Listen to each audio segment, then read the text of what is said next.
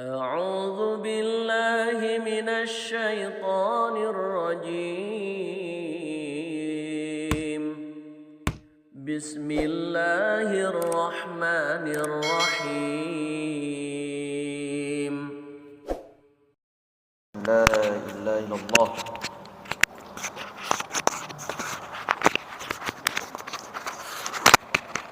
وحده لا شريك له wa asyhadu anna Muhammadan abduhu wa rasuluh thumma ma ba'd. Jamaah sekalian yang insyaallah dirahmati oleh Allah Subhanahu wa taala. Afwan qadarullah masyafa'al. Termogok di bagian pertigaan. Hampir 20 menit. Qadarullah masyafa'al. Alhamdulillah sampai sini baru tahu di situ ada gerbang besar. Alhamdulillah, jalan baru bagi anak. Bismillahirrahmanirrahim. Semoga Allah Subhanahu wa taala merahmati kita semua insyaallah, dan juga semoga kehadiran antum saat ini, anti saat ini, kehadiran kita semua semoga ditulis oleh Allah SWT sebagai amal saleh insyaallah, dan juga semoga kesunahan-kesunahan yang diajarkan Nabi Muhammad SAW semoga dimudahkan bagi kita semuanya untuk mengamalkannya insyaallah, amin ya rabbal alamin.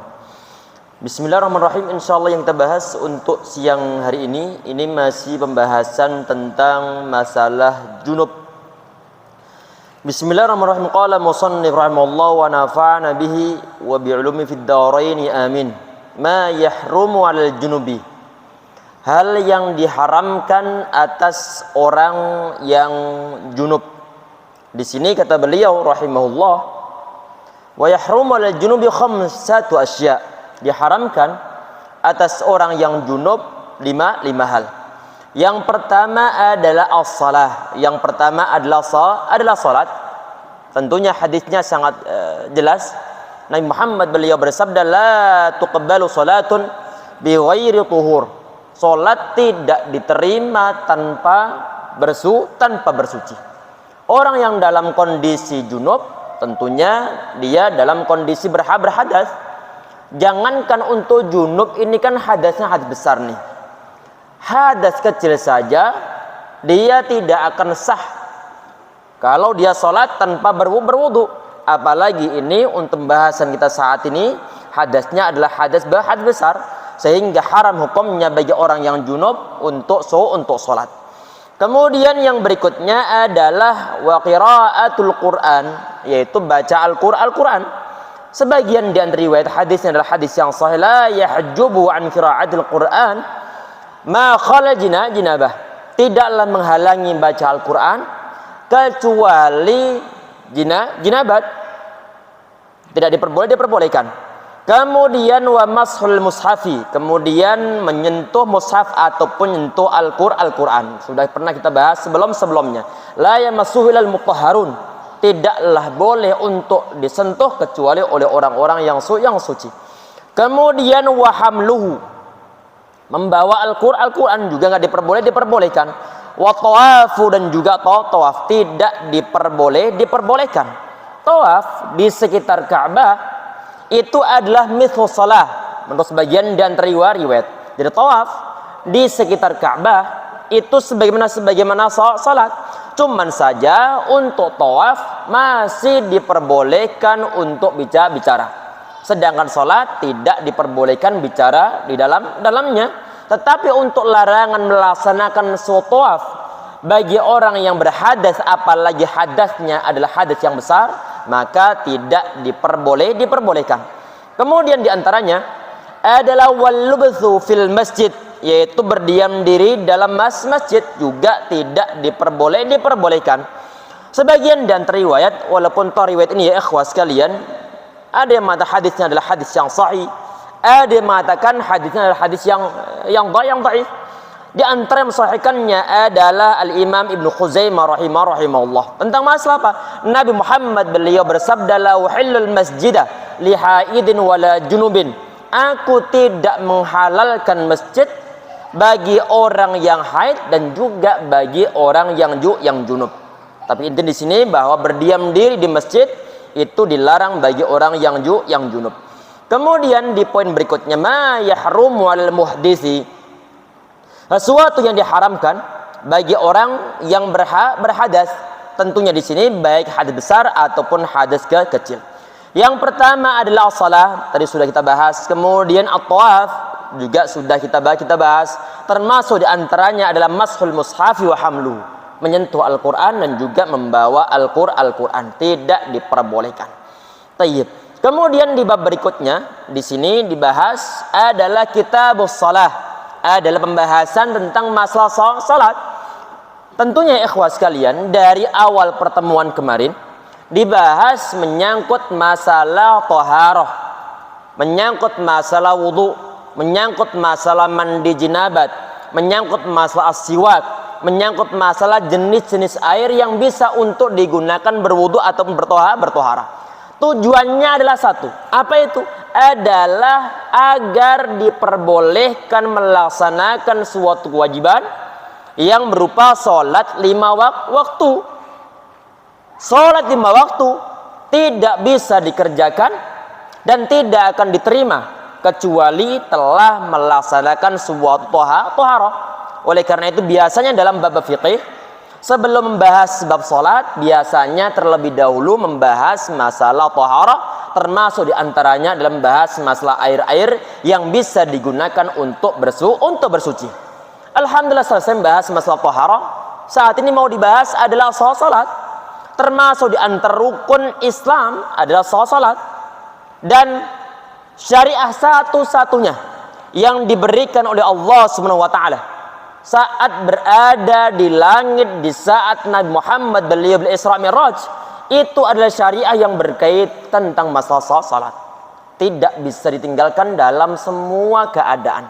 Asalkan masih sadar, orang ini dia masih sadar, apapun keadaannya dia wajib hukumnya untuk salat. Baik dalam kondisi sakit, baik dalam kondisi sehat, baik dalam kondisi pikiran disibukkan dengan apapun juga, wajib hukumnya untuk melaksanakan salat. Sehingga ini ada termasuk di antara syariah yang sangat penting dalam agama Islam. Tayyib. Kita perhatikan di sini. As-salatul mafrudatu khamsun.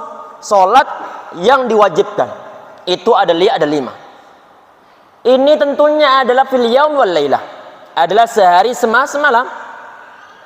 Berarti yang di luar 5 ini tidaklah hukumnya wajib.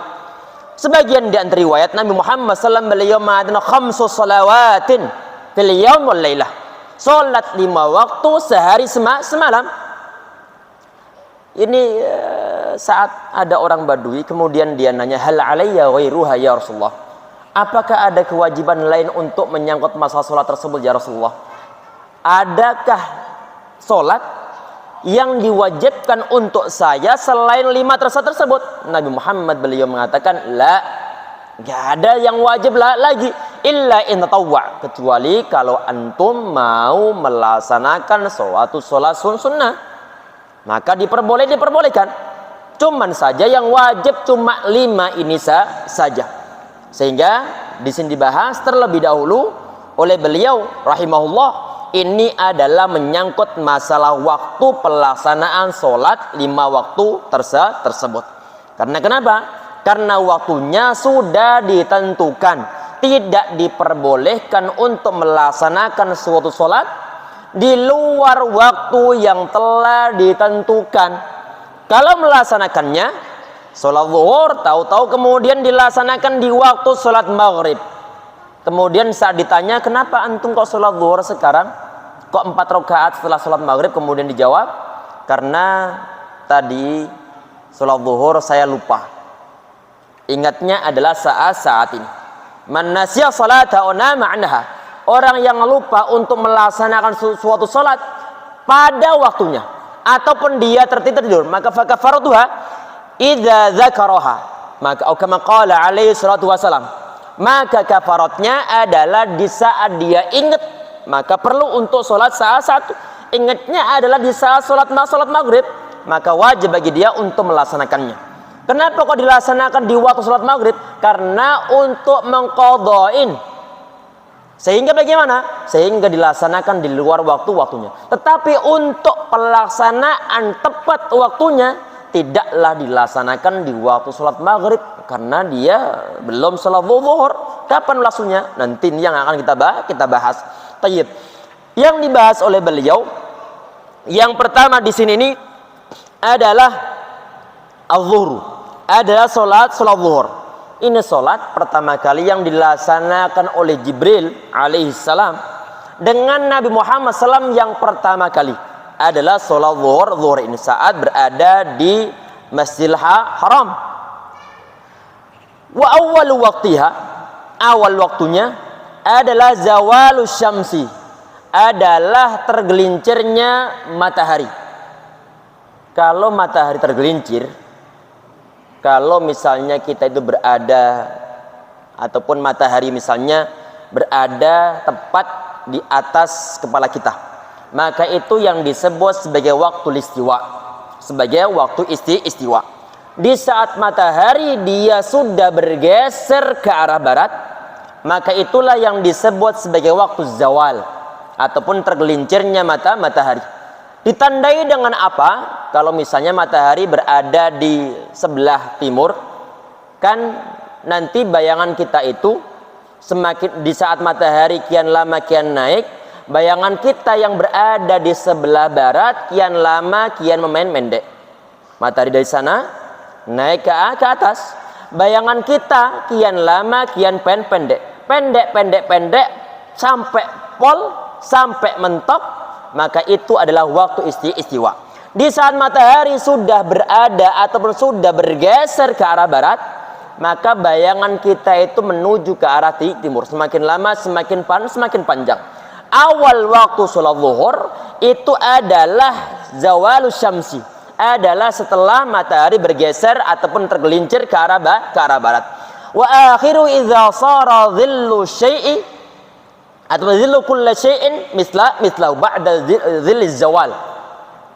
Sedangkan akhirnya adalah kalau bayangan suatu benda itu adalah sepanjang benda itu sendiri setelah dhilluz zawal, setelah bayangan waktu zawal.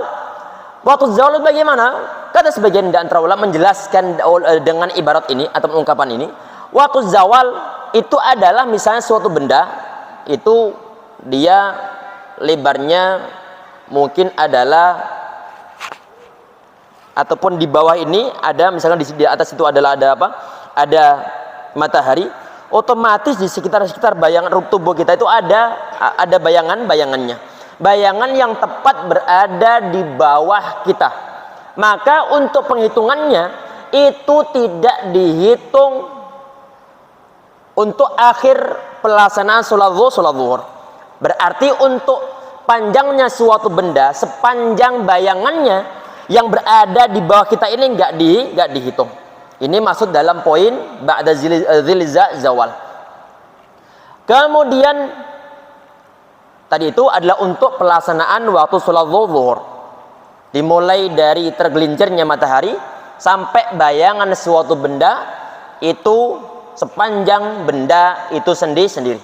Kemudian setelah habis waktu sholat zuhur, awal waqtiya ziyadatu ala dhillil misli, yaitu kalau sudah lebih sedikit, artinya bayangan suatu benda itu lebih panjang sedikit dari bayangan ataupun dari bendanya itu sendiri, maka itu sudah masuk waktu sholat asar. Selain Allah ya, Ustaz, zaman kita saat ini nggak perlu untuk adanya penandaan standar pelaksanaan waktu sholat dengan menggunakan gerakan matahari. Perhatikan ya ikhwah, Allah subhanahu wa ta'ala dia itu sangat tahu bahwa dari zaman Nabi Muhammad SAW sampai zaman kita saat ini, ila masya Allah, sampai nanti hari kiamat, Allah tahu bahwa teknologi itu berkembang, tetapi syariat ini tetap perlu untuk dilaksanakan. Karena kenapa? Karena dimungkinkan bagi seorang manusia dia itu tidak mendapatkan teknologi tersebut, ataupun mungkin kadang-kadang di sebagian di antara kondisi teknologinya rusak sama sekali. sehingga dia tidak bisa untuk melihat timer, dia tidak bisa untuk mendengar suara azan, maka untuk sholat bagian pelaksanaannya adalah melihat pergerakan matahari. Karena syariat agama Islam, ya ikhwah sekalian, itu adalah relevan di setiap zamannya sampai nanti hari kiamat, sampai ila masya Allah, sampai waktu yang dikehendaki oleh Allah subhanahu wa ta'ala. Tayyib, tadi ini adalah waktu pelaksanaan sholat asar, itu dimulai dari setelah waktu zuhur habis, baru kemudian datang waktu sholat asar. Kemudian akhirnya bagaimana? Wa akhiru fil ikhtiyari illa dzil mithlain. Dalam waktu ikhtiar, maka pelaksanaan waktu sholat asar terakhirnya itu adalah kalau bayangan suatu benda adalah 2 kali lipat dari benda itu sendiri. Maka itu adalah pelaksanaan waktu sholat asar. Kemudian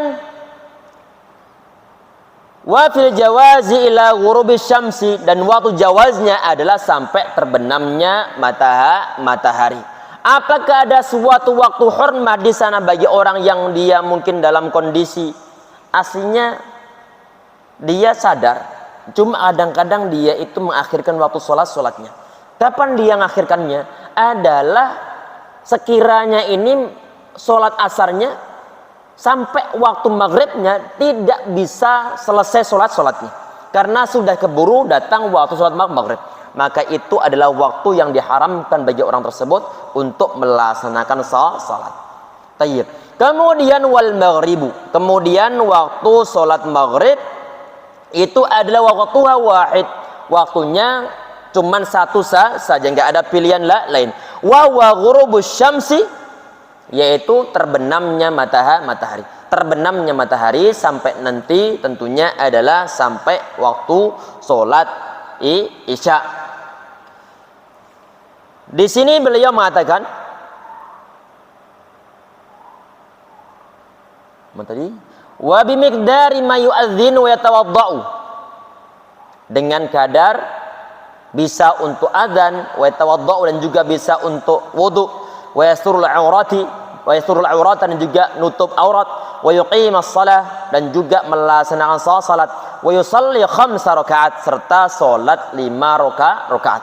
Perhatikan ya ikhwah sekalian, insyaallah dirahmati Allah SWT.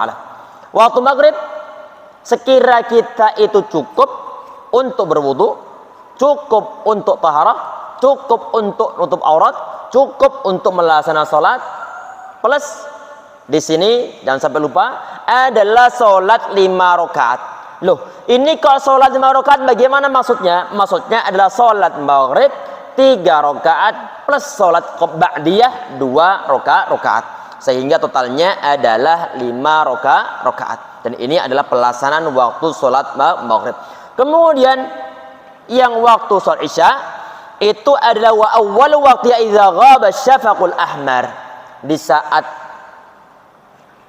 mendung atau afwan mega yang berwarna merah itu telah habis ataupun telah hilang, maka pelaksanaan waktu sholat isya telah tiba. Wa akhiru fil ikhtiyari illa thuluthil lail, sedangkan waktu ikhtiarnya adalah di saat sepertiga malam, maksudnya adalah sepertiga malam yang pertama. Ada sebagian dan riwayat yang sahih bahwa akhir waktunya adalah nisful lail, yaitu pertengahan malam. Wa fil jawaz illa tulu'il fajr tsani, dalam mazhab Syafi'i, Imam Syafi'i rahimahullah, bahwa pelaksanaan waktu salat isya itu batas terakhirnya adalah sampai fajar yang kedua, atau berarti adalah fajar shadiq, yaitu di saat datang waktu sholat subuh. Kemudian wasubuh, kemudian yang berikutnya adalah sholat subuh. Wa awwalu waqti tulu'ul fajri ats-tsani, yaitu terbitnya fajar yang kedua. Karena fajar terbagi menjadi dua macam. Ada fajar kadzib, ada fajar shadiq. Untuk yang kadzib biasanya nanti setelah ada muncul semburat terangnya matahari, kemudian dia kembali lagi menjadi gelap. Biasanya yang diciri oleh para ulama itu model-model semburatnya adalah mengarah ke arah atas. Kemudian gelap kembali. Setelah itu baru kemudian ada fajar yang disebut sebagai fajar yang shadiq. Biasanya nanti semburatnya adalah merata ke ufuk. Itu nanti baru kemudian berlanjut semakin lama semakin terang. Untuk munculnya fajar shadiq tersebut, maka itulah waktu pelaksanaan sholat subuh. Kalau fajar tersebut itu telah muncul, maka orang-orang yang sebelumnya dia makan sahur harus menghentikan makan sahurnya. Karena itu adalah waktu awal pertama kali melaksanakan puasa. Wa akhiru li ikhtiyar il-isfar. Sedangkan waktu ikhtiarnya itu adalah di saat matahari telah mulai kelihatan ataupun di saat sudah mulai terang. Wa fil jawazi la tuwi' syams, dan dalam waktu jawaznya adalah saat matahari terbit. Berarti selama matahari, lingkaran matahari saat matahari belum terbit, maka masih diperbolehkan untuk melaksanakan waktu sholat subuh. Walaupun toh hukumnya sebagian di antara keadaan adalah tidak diperbolehkan. Baik. Kemudian di poin berikutnya syurutu wujubi shalah. Ini syarat wajib salat. Ada dalam bab fiqih ini ya ikhwah, ada yang atau dalam bab salat ini ada yang disebut sebagai syarat sah, ada yang disebut sebagai syarat wajib. Untuk syarat wajib maksudnya adalah selama poin-poin syaratnya nanti ada dalam diri seorang manusia, maka wajib bagi dia untuk melaksanakan salat. Untuk yang syarat sah bagaimana? Kalau pengen suatu sholat itu dihukumi sah hukumnya, maka syaratnya harus terpenuhi. Tayyib. Kita perhatikan saat ini. Ini adalah untuk syarat wajib sholat. Yang pertama adalah al-islamu. Yang pertama adalah orang yang mau sholat, dia harus beragama Islam. Bahkan itu menjadi syarat utama. Artinya kalau misalnya ada orang dia itu tidak ataupun bukan orang Islam, dia orang kafir misalnya dia itu mau sholat ataupun sekadar ikut-ikutan temannya yang seorang muslim, maka bagaimana? Maka sholatnya tidak sah, maka orang tersebut sholatnya enggak sah, dan juga aslinya tidak wajib bagi orang tersebut untuk melaksanakannya. Karena kenapa? Karena sandaran utama ataupun syarat utama dari adanya Islam ini tidak dimiliki oleh orang tersebut. Walaupun toh nanti di akhirat dia tetap akan disiksa oleh Allah Subhanahu wa taala, dimasukkan dalam neraka Saqar. Ma salakum fi Saqar? Kata Allah Subhanahu wa taala menceritakan tentang keadaan orang-orang yang bertanya terhadap orang-orang kafir di saat mereka dimasukkan dalam neraka Saqar. Jawabannya adalah lam nakum minal musallin. Karena kami bukan termasuk di antara orang-orang yang melaksanakan suatu salat.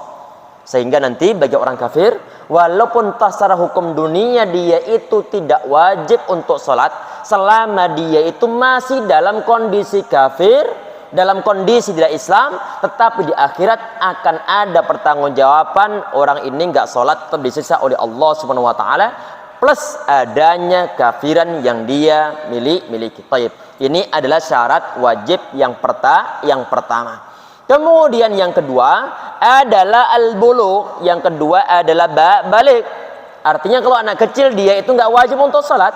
Cuman saja di saat sudah usia 7 tahun, orang tua perlu untuk mengajari si anak. Kata Nabi Muhammad SAW dalam sebuah hadis yang sahih, murus sabiyya bis salati idza balagha sab'a sinin. Kalian perintahkanlah seorang anak untuk sholat di saat dia berusia 7 tahun. Dan pukullah mereka di saat mereka meninggalkan sholat di saat usia 10 tahun. Artinya walaupun toh misalnya si anak 7 tahun ini yang belum balik, walaupun toh belum wajib aslinya, cuma ada kewajiban orang tua untuk perintah kepada anaknya, ngajari anaknya untuk melaksanakan sholat.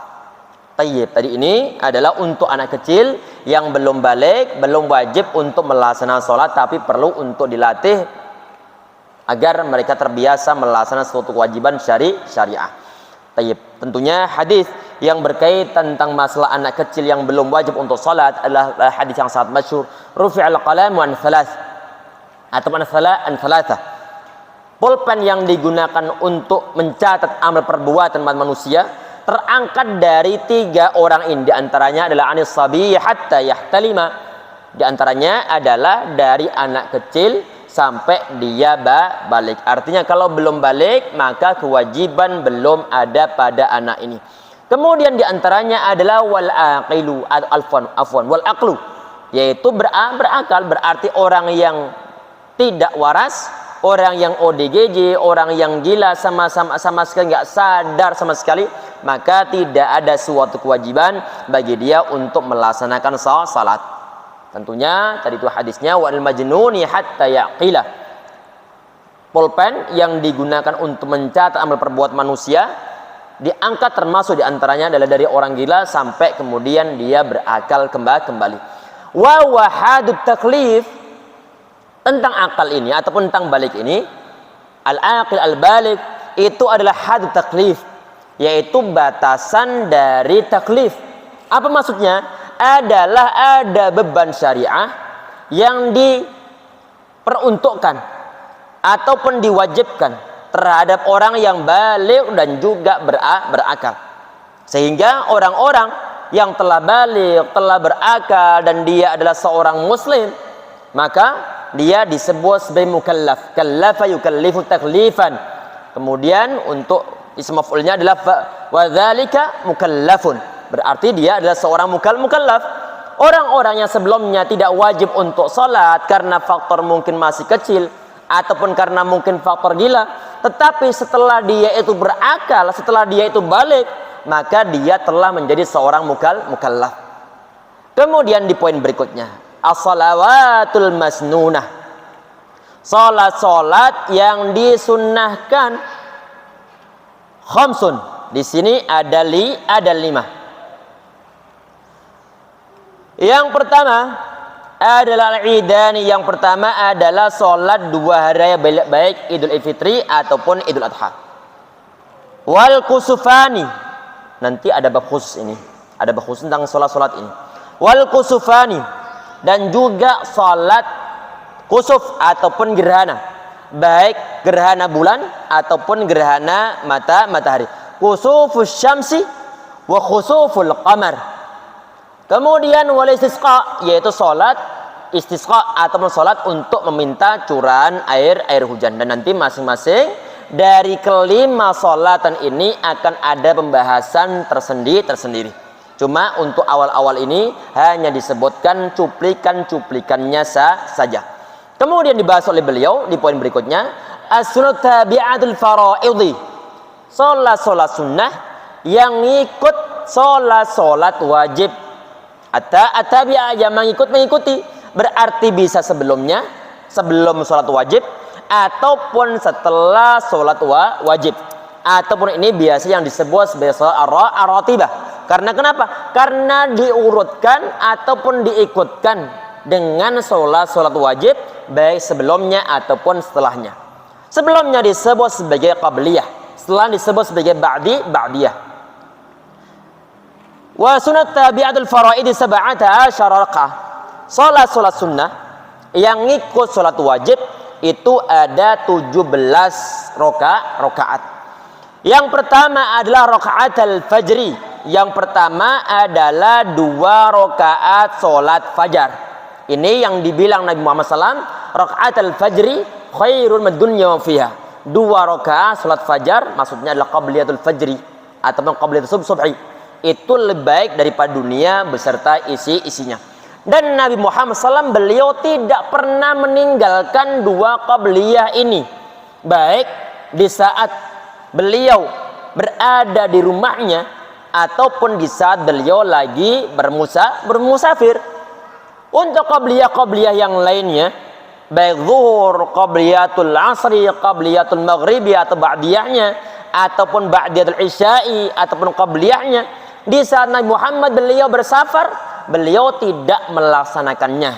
Tetapi untuk qabliyatul subhi, Nabi Muhammad SAW beliau senantiasa melaksanakan. Karena kenapa? Karena saking besarnya pahala untuk qabliyah subuh, sehingga perlu untuk disempat-sempatkan. Ustadz, ana datang terlambat sampai di masjid orang sudah ataupun sedang sholat, ataupun di saat rakaat pertama, ataupun kondisinya ana mau qabliyatus subhi, cuman tahu-tahu kemudian qamat dikumandangkan, maka bagaimana? Maka perlu diperhatikan, idza uqimatus shalah, di saat qamat telah dikumandangkan, fala salata ilal maktubah, tidak ada suatu salat yang boleh untuk dikerjakan kecuali suatu wajib. Berarti salat qabliyah yang rencananya mau kita kerjakan 2 rakaat dan belum selesai keburu qamat, maka perlu untuk kita cancel, perlu untuk di-cancel, kemudian bergabung dengan salat subuh bersama imamnya.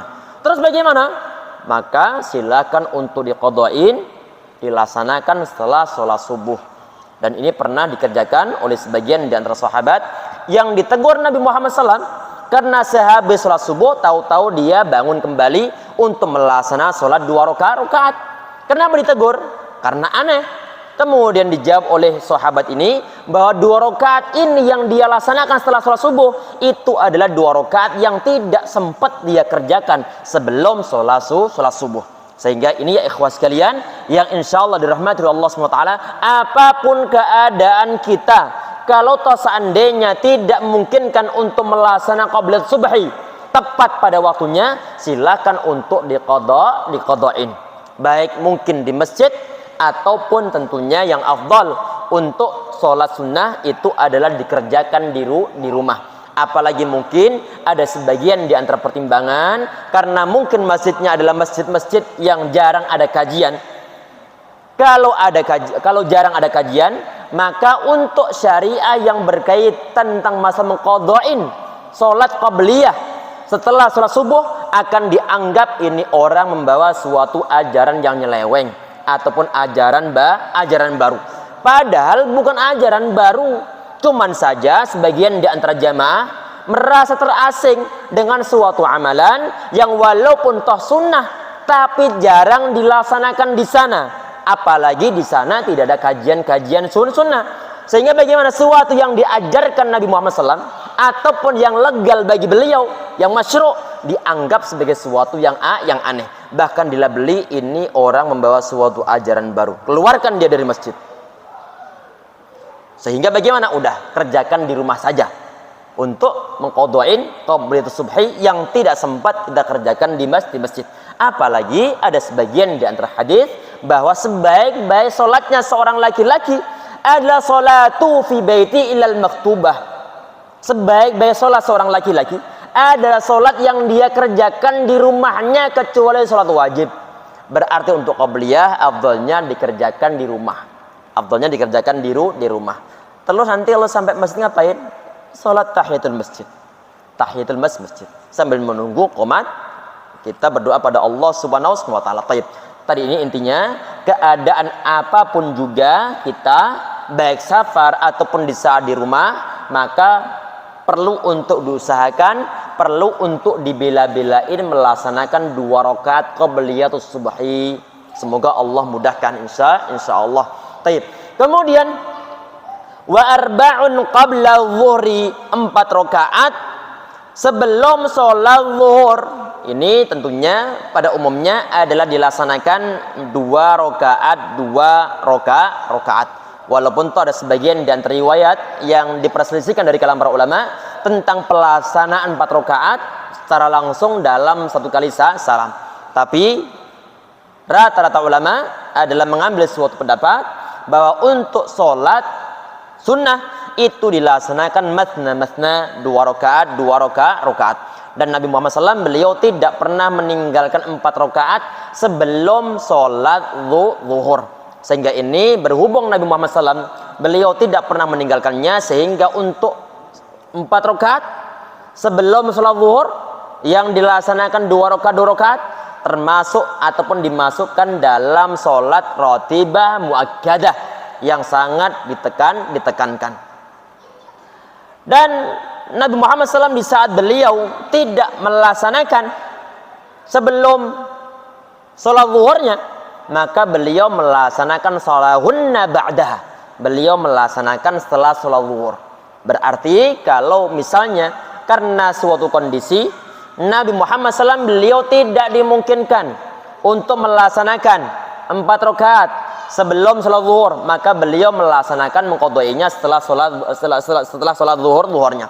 Bahkan sebagian di antara riwayat karena beliau disibukkan dengan sebagian di antara tamu dari sebagian di antara kabilah, sehingga Nabi Muhammad beliau tidak sempat untuk qabliyah zuhri tepat pada waktunya. Beliau bahkan melaksanakan qabliyah ataupun mengqadainya setelah sholat asar. Hadisnya adalah hadis yang sahih. Dan ini menurut para ulama termasuk dalam mazhab Imam Syafi'i rahimahullah, untuk sholat-sholat semacam ini disebut sebagai as-salatu dzatul asbab. Sholat yang memiliki suatu sebab yang bisa dikerjakan di waktu-waktu yang terlarang, termasuk setelah sholat asar, termasuk setelah sholat subuh. Baik. Kemudian tadi ini sudah 6 rakaat ya, sudah 6 rakaat. Kemudian wa raka'atani ba'daha, 2 rakaat dikerjakan setelah sholat zuhur. Nabi Muhammad SAW beliau juga tidak meninggalkan 2 rakaat setelah sholat zuhur menurut sebagian di antara riwayat. Tayyib. Kemudian wa arba'un qabla al-'asri, 4 rakaat sebelum sholat asar. Tentunya ini oleh para ulama tidak dimasukkan dalam kategori sholat sunnah ratibah muakkadah. Jelas ya? Tapi hanya sekedar disunnahkan biasa saja. Karena sebagian di antara riwayat bahwa di setiap antara azanain, antara azan sama iqamat, ada pelaksanaan suatu sholat. Asar ada azannya, ada qamatnya. Maka antara azan sama iqamat, maka perlu sholat ataupun boleh ataupun disunnahkan untuk sholat 2 rakaat, walaupun toh bukan termasuk di antara sholat sunnah ratibah yang muakkadah ataupun yang ditekankan.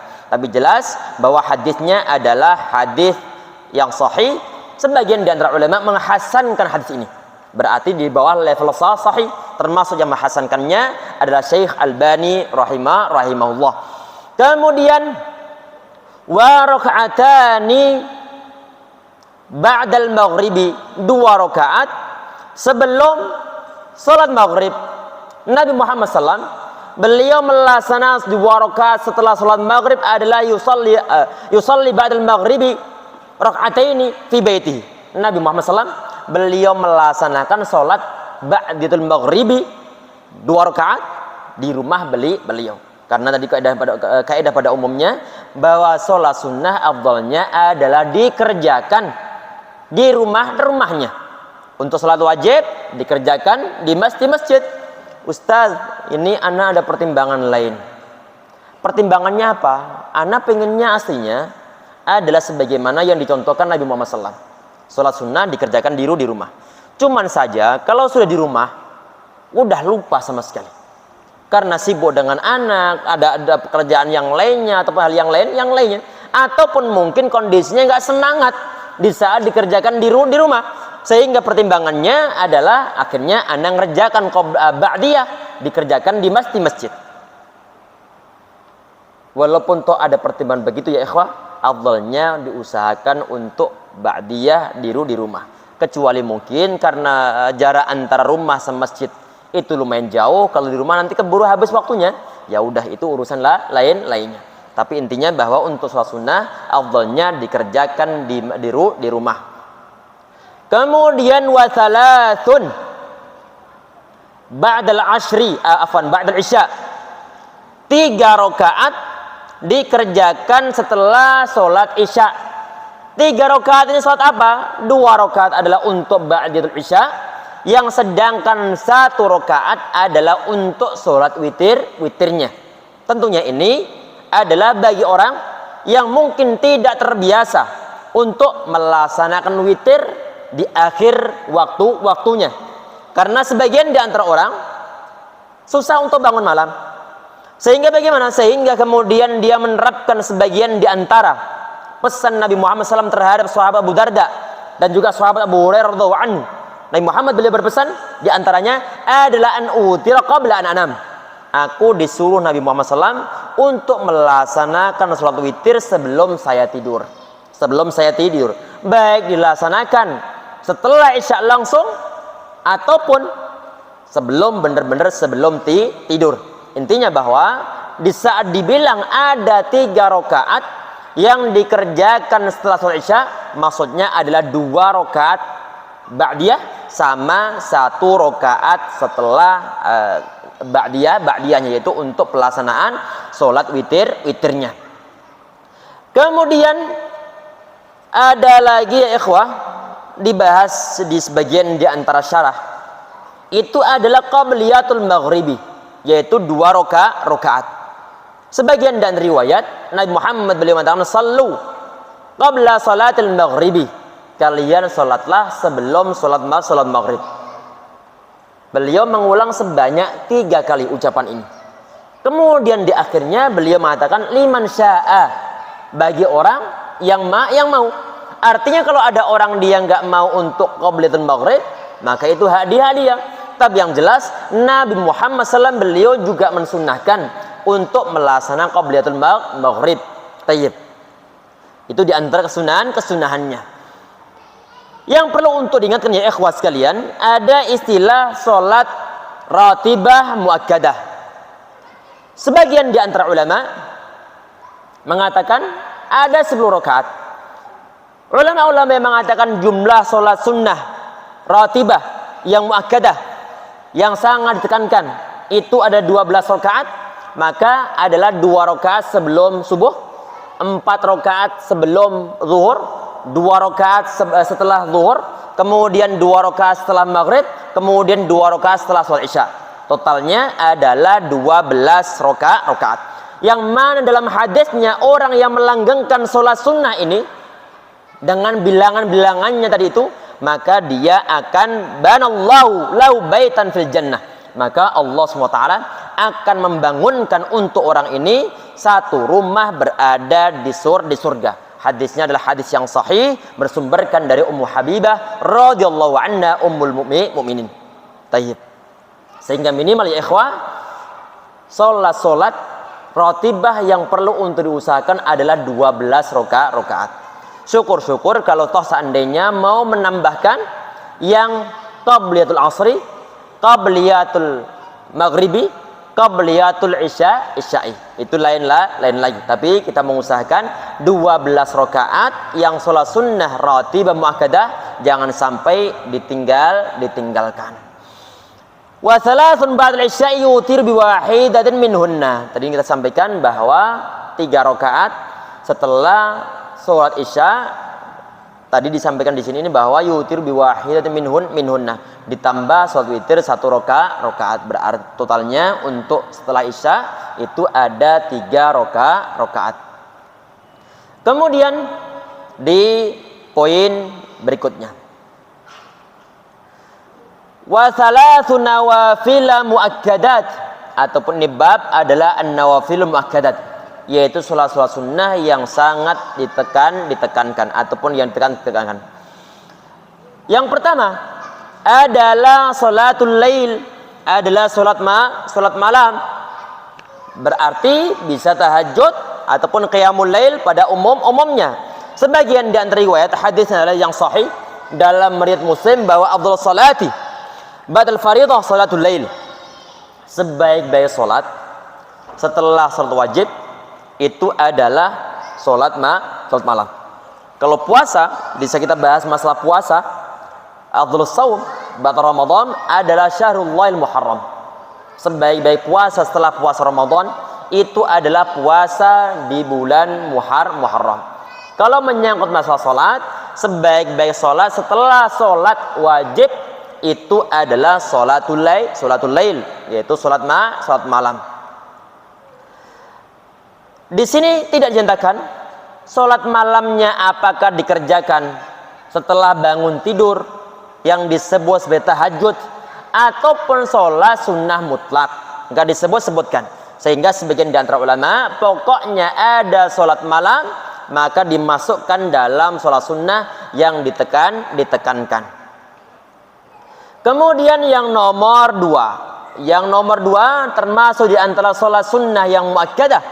Itu adalah sholat duha. Adalah sholat duha.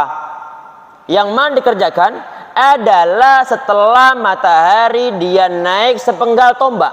Ataupun qadra rumhin. Sepenggal tombak. Kapan itu? Perhatikan ya ikhwah. Kalau toh misalnya kita termasuk di antara orang yang ikut pendapat sebagian di antara ulama yang mensahihkan hadis yang berkaitan tentang masalah sholat syuruk. Misalnya kita di masjid, kita ikut pendapat ulama yang mensahihkan hadisnya. Dia sholat subuh berjamaah, kemudian masih di masjid berzikir kepada Allah Subhanahu wa taala, beribadah kepada Allah Subhanahu wa taala, sampai kemudian matahari muncul. Setelah matahari muncul plus waktu ditambah qadra rumhin ataupun dikonversi sebagian di antara ulama adalah ditambah dengan 12 menit. Ini termasuk yang difatwakan oleh Syekh Ibnu Utsaimin rahimahullah. Jadi setelah matahari muncul ataupun setelah timer bunyi misalkan ditambah 12 menit. Maka salat habis itu salat 2 rakaat. Ini salat yang disebut sebagai salat syuruk. Salat disebut sebagai salat syuruk. Sebagian di antara ulama mengatakan bahwa salat duha yang dikerjakan di awal waktunya itu yang disebut sebagai salat syuruk. Termasuk kalau dalam mazhab Imam Syafi'i rahimahullah itu adalah ini pendapat diambil oleh Syekh Al-Imam Ibnu Hajar Al-Haythami rahimahullah. Jadi untuk salat duha yang dikerjakan di awal waktu itu disebut sebagai salat syuruk. Sebagian di antara ulama yang lainnya membedakan salat syuruk, salat yang pertama kali boleh untuk dikerjakan pasca salat subuh. Di saat matahari muncul ditambah dengan qadra rumhin, sepenggal tombak, ataupun seperempat jam ataupun 12 menit tadi itu, maka itu disebut sebagai salat syuruk. Sedangkan yang sehabis itu sampai sebelum matahari bergeser ke arah barat ataupun sebelum masuknya waktu sholat zuhur, maka itu yang disebut sebagai sholat duha. Dan sholat duha ini ya ikhwah sekalian, inilah termasuk di antara sholat yang mana sangat ditekankan. Kapan afdalnya pelaksanaan untuk sholat duha? Adalah hina tarmadul fisal, di saat anak-anak unta dia sudah mulai kepanasan. Kadang-kadang unta, misalnya ada kandang, sengaja unta-unta ditaruh di luar kandang, baik yang besar ataupun yang kecil. Di saat yang kecil sudah mulai kepanasan, maka itu adalah waktu pelaksanaan duha yang afdal. Kapan itu kata sebagian di antara ulama adalah tentang waktu antara jam 9, jam 10, jam 11, jam 11. Itu adalah waktu-waktu yang paling utama. Terlepas dari masalah kebolehan kalau toh dikerjakan jam 7 boleh, jam 8 juga boleh, jam setengah 12 juga boleh. Asalkan belum datang waktu sholat zuhur, masih boleh untuk dikerjakan waktu pelaksanaan sholat duha. Ini sebagian di antara riwayat ya ikhwah. Tadi itu yang kita sampaikan bahwa sahabat Abu Darda termasuk sahabat Abu Hurairah radhiyallahu anhu, beliau diberikan pesan Nabi Muhammad untuk witir sebelum tidur. Termasuk diantaranya adalah rakaat duha, untuk melaksanakan 2 rakaat salat duha. Termasuk diantaranya adalah siyamu salat ayyamin min kulli asyahr, yaitu berpuasa 3 hari setiap bulannya.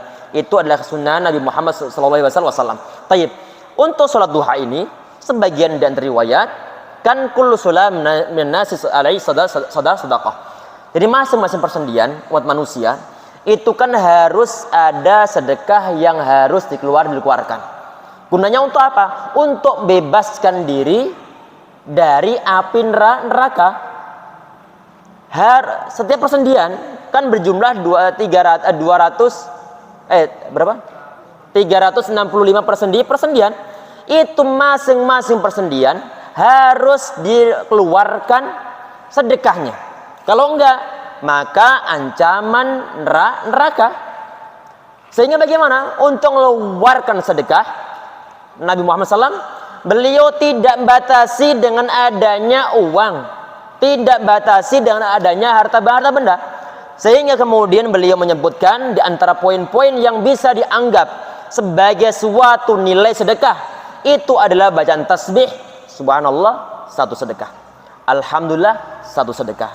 Allahu Akbar, satu sedekah. Kalimat thayyibah ataupun yang lain sebagainya adalah sedekah. Banyak poinnya. Kalau toh misalnya poin-poin sedekah yang dikerjakan oleh setiap individu muslim tersebut kok tidak sampai mencapai 365, maka bagaimana? Tuzi'u dzalika adalah rakaat duha. Yang bisa untuk mencukupinya adalah 2 rakaat salat duha. Sehingga jangan sampai salat duha ini terlewat, karena sangat pentingnya salat duha. Sehingga ini, kata sebagian dan riwayat, Nabi Muhammad SAW, beliau tidak pernah meninggalkan sholat duha juga. Sebagian di antara ulama mengatakan bahwa Nabi Muhammad SAW, beliau tidak pernah meninggalkan sholat duha, nggak pernah meninggalkan sholat witir, nggak pernah meninggalkan sholat satu lagi 2 rakaat sebelum sholat subuh. Jelas ya? Tapi untuk qabliyah, ba'diyah yang lainnya Nabi Muhammad beliau tidak melaksanakan di saat lagi safar. Taib. Kemudian yang berikutnya, wa salat tarawih, yaitu salat tarawih. Apalagi salat tarawih kemudian nunggu sampai imam dia selesai ataupun bubar baru kemudian dia ikut selesai. Maka nanti dia mendapatkan pahala qiyamul lail semalam suntuk. Allahu a'lam. Terlepas dari masalah apakah sholat tarawih ini 20 rakaat ataukah mungkin yang 8 rakaat, terlepas dari masalah itu semua, bahwa untuk pelaksanaan sholat tarawih itu termasuk di antara sholat yang sangat ditekankan, yaitu untuk kategori sholat sunnah yang muakkadah. Kemudian di poin berikutnya, syurutis sholat, syarat sholat. Ini adalah syarat sah sholat. Dalam poin-poin ini, kalau yang sebelumnya tentang Islam, tentang balik, tentang berakal, tadi yang telah kita bahas, itu adalah untuk syarat wajib. Sedangkan yang di sini ini adalah untuk syarat sah. Artinya kalau poin-poin nanti ini yang disebutkan tidak dilaksanakan oleh orang yang sedang sholat, maka bagaimana? Maka sholatnya dihukumi tidak sah. Kenapa kok nggak sah? Karena syarat sahnya tidak terpenuhi. Tayyib. Kita perhatikan. Wa syaraitu shalat qabla ad-dukhuli fiha 5 asya'. Syarat-syarat sah yang harus dikerjakan sebelum salat. Di sini ada 5 macam. Yang pertama adalah taharatul a'dha'i minal hadathi wan najisi atau wan najasi, sucinya anggota tubuh dari hadas, baik yang kecil ataupun yang besar. Yang berulang kali kita sampaikan bahwa la tuqbalu salatu man ahdatha hatta yatawaddu'a. Hadisnya hadis yang sahih. Tidaklah salat diterima oleh Allah Subhanahu wa taala ataupun tidaklah diterima salatnya orang di saat dia itu berhadas sampai kemudian dia bertaharah. Ini hadisnya adalah muttafaqun alaih. Berarti perlu untuk terbebas dari hadas besar ataupun hadas kecil. Kemudian di antara syaratnya adalah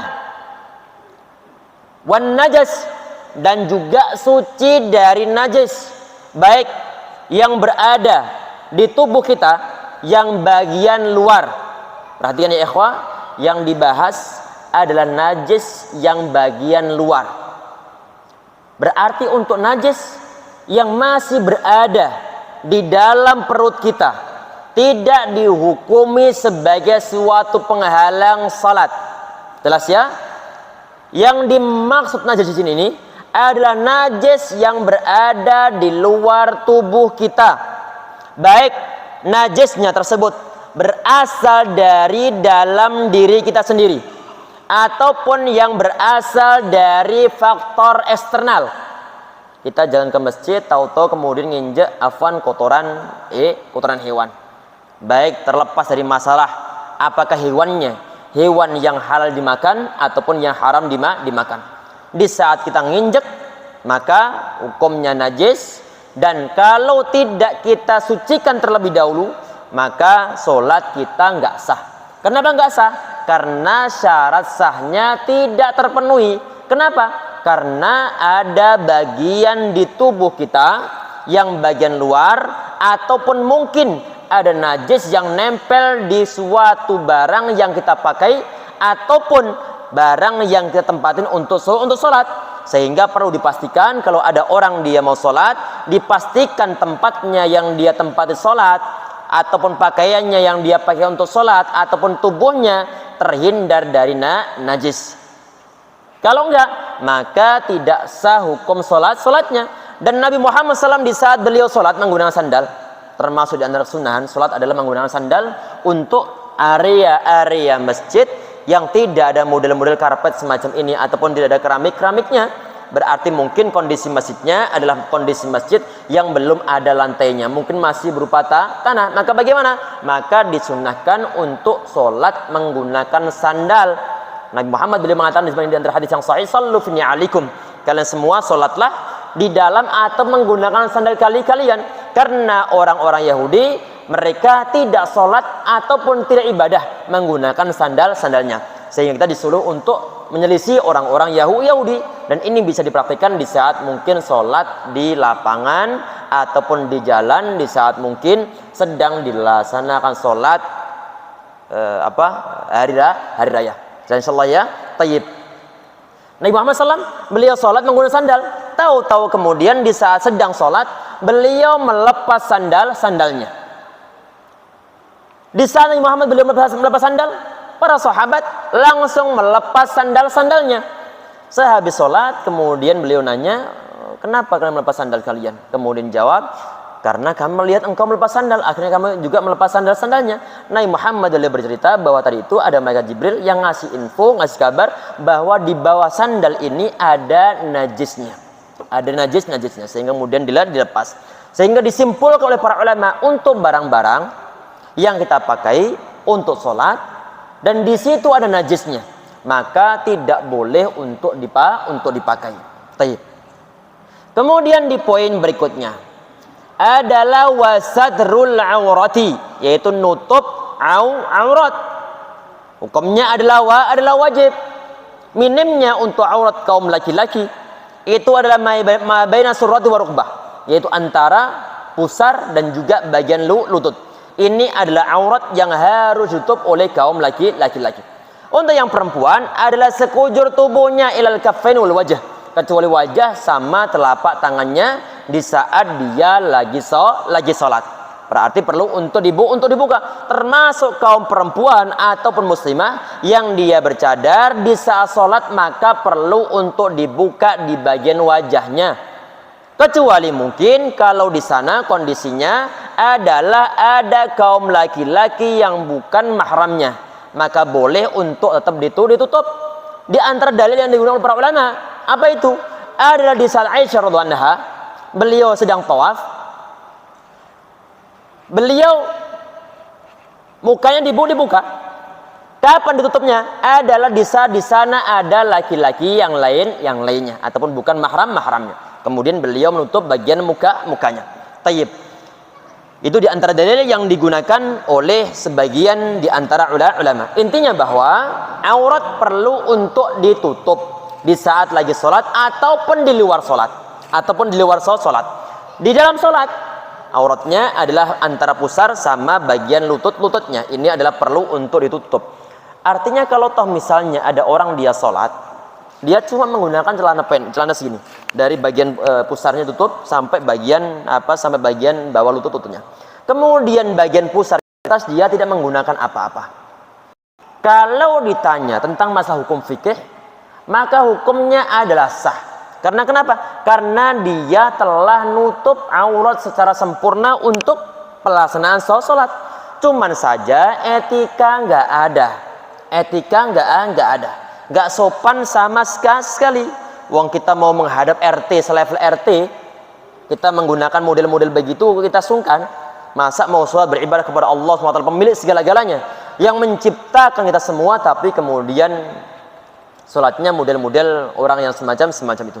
Sehingga walaupun terserah hukumnya boleh, tetapi untuk masalah ta'adduban ma Allah, untuk adab terhadap Allah SWT tidak dimiliki. Sehingga perlu untuk sholat menutup aurat secara sempurna. Ya bani Adama khudhu zinatakum inda kulli masjidin.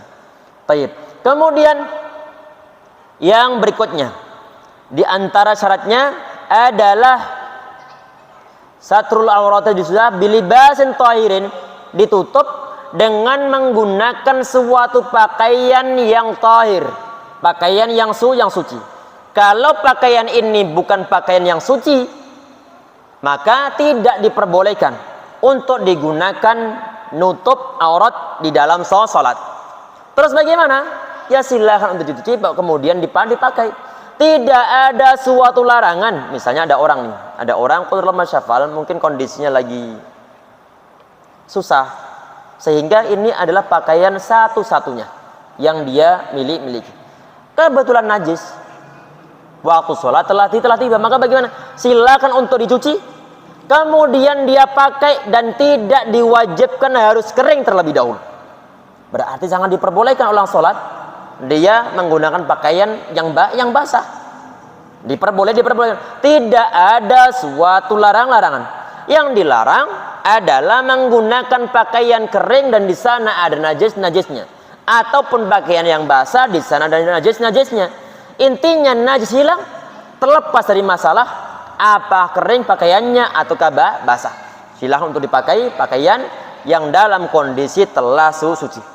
Ada orang sholat, tahu-tahu kemudian kejatuhan kotoran cicak. Maka bagaimana? Maka silakan untuk dilepaskan secara langsung. Kalau toh misalnya ini bagian ataupun pakaian ataupun mungkin aksesoris yang dia pakai, ini bisa langsung dilepas, maka silakan untuk dilepas. Misalnya peci ini, plek, karena mungkin kebetulan masjidnya banyak cicak-cicaknya, plek, nimpa kepala, langsung lepas saja ini bagian kopiah kita, langsung melanjutkan sholat, maka hukum sholatnya adalah sah. Tetapi kalau dibiarkan, maka ini mutanajis, terkena najis, dan tidak sah hukum sholatnya. Kalau pakaian bagaimana? Ini tentunya perlu untuk membatalkan. Karena kenapa? Pakaian tidak bisa langsung dilepas, kecuali mungkin yang terkena ini adalah mungkin kayak model-model yang dipakai oleh para masyayikh ataupun orang-orang Saudi yang tipis itu, kan bagian luar nih, bukan gamisnya ya, ataupun saub yang semacam ini nggak bisa langsung dilepas. Tetapi yang bagian luar yang tipis itu, yang transparan, itu bisa langsung dilepas. Kalau dia makanya sebagaimana selimut, bisa langsung dilepas begitu. Baik. Kalau nggak bisa langsung lepas, maka batal hukum sholat orang-orang ini. Karena kenapa? Karena pakaiannya ada najisnya. Kemudian di poin berikutnya adalah wal wuqufu ala makanin tahirin, yaitu berdiri di tempat yang suci. Berarti tempat yang dia tempati, pakaian yang dia pakai, ataupun tubuhnya, semua harus terbebas dari najis. Kalau ada najisnya, maka tidak sah hukum salatnya. Kemudian yang perlu untuk diingatkan ya ikhwah, kan kisah yang sangat masyhur tentang orang Badui yang buang air atau buang kencing di masjid. Nabi Muhammad SAW, beliau nyuruh untuk sekedar guyur dengan air, sehingga nanti akan meresap ke dalamnya. Tayyib. Kenapa kok perlu diguyur? Karena tempat tersebut adalah tempat yang najis. Kalau di sana nggak diguyur, maka di situ posisinya ataupun spotnya nggak boleh digunakan untuk sholat. Sehingga Nabi Muhammad SAW beliau ngajarkan untuk mensucikan tempat tersebut adalah dengan cara diguyur air. Fa'uriku alaih, kata riwayatnya. Kemudian di poin berikutnya, termasuk di antara syarat sahnya itu adalah wal ilmu bidukhulil waqti, mengetahui tentang masuknya waktu sholat. Karena kenapa? Karena masing-masing sholat sudah ada peruntukan waktu-waktunya dan tidak bisa saling nuker.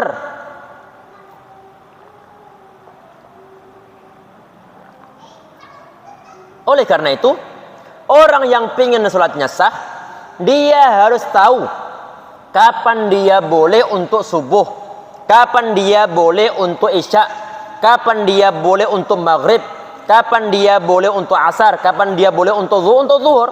Harus tahu waktunya. Ada orang jam 8 pagi, dia sholat 4 rakaat. 4 rakaat. Saat ditanya, antum sholat apa? Sholat duha kah? Enggak, ana sholat zuhur. Maka hukum sholat zuhurnya apa? Hukum sholat zuhurnya tidaklah sah. Karena kenapa? Karena dia melaksanakan sholat zuhurnya tidak pada waktunya. Berarti orang tersebut kalau dia melaksanakan zuhurnya jam 8, berarti dia itu nggak tahu kapan masuknya waktu sholat zuhur. Kalau sholat Jumat bagaimana? Misalnya ada orang satu masjid, satu komplek. Dia sholat Jumatnya jam 8 pagi. Jam 8 pagi.